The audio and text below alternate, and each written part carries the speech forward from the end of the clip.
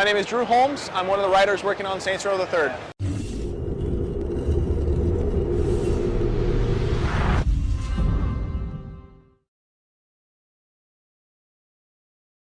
We're showing off a couple of things. We're showing off our open world gameplay. We kind of like to call it, it's not a sandbox, it's a toy box. Lots of cool weapons, lots of things for you to do, mess around with the people of Steelport, cause lots of mayhem, vehicles, VTOLs, fly around the city and cause lots of destruction. And then we're showing two of our what we call custom missions. Those are our story-based missions. Lots of crazy, wacky things are going to happen in them. The first mission of the game we've been showing off, you're robbing a bank, lifting the giant bank vault out of the crumbling building.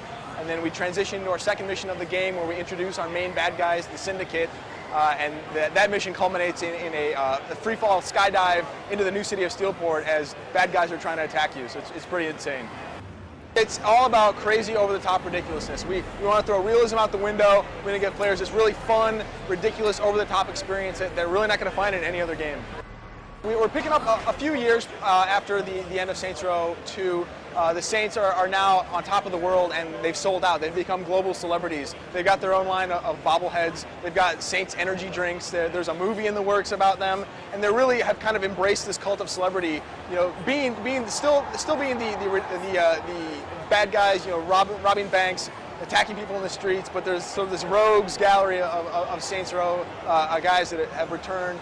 And essentially what happens is because they think they're on top of the world and they can do anything, they go to rob a bank, which turns out is owned by the Syndicate, this multinational conglomerate of gangs that we introduce. The Syndicate doesn't take too kindly to that and tries to take the Saints over, which in turn leads to this giant war between the Saints and the Syndicate and in the new city of Steelport. And so then it's the Saints trying to get revenge on the Syndicate and take over Steelport for their own.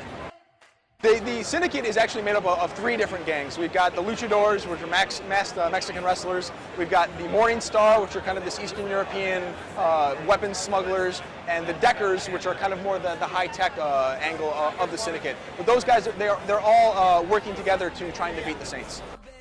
Yep, this new city is called Steelport. Like I said earlier, we introduced it by a skydiving shootout, and it's really this giant city of sin. We built it from the ground up with our new tech that we've introduced to Saints Row the Third. It's been built solely for the purpose of giving players this crazy, ridiculous, fun experience. There's going to be something to do on every corner of the street. It's this giant mecca of sin that we've created solely for the purpose of Saints Row the Third.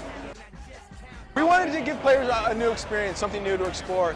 The first mission of the game does still take place in Stillwater, so you'll see some of the cool little Saints branding that's in that city. But we really wanted to push it forward, kind of give the Saints a new fresh start and give players this ridiculous, over-the-top experience. So you're not going to have to be grinding from the bottom. You start out on the top, and you get to bring the full force of the Saints arsenal to the Syndicate.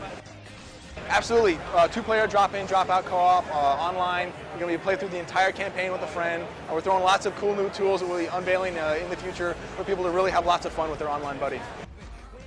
You can create your own character. Customization is returning for Saints Row the Third. Each person will be able to create their own fully customizable character, and then in our cinematics, it will show if you're playing at home, it'll show your character in the cinematic, and your co-op buddy at his house will have his customized character show up in those cinematics. But then you'll be able to play through the missions all together.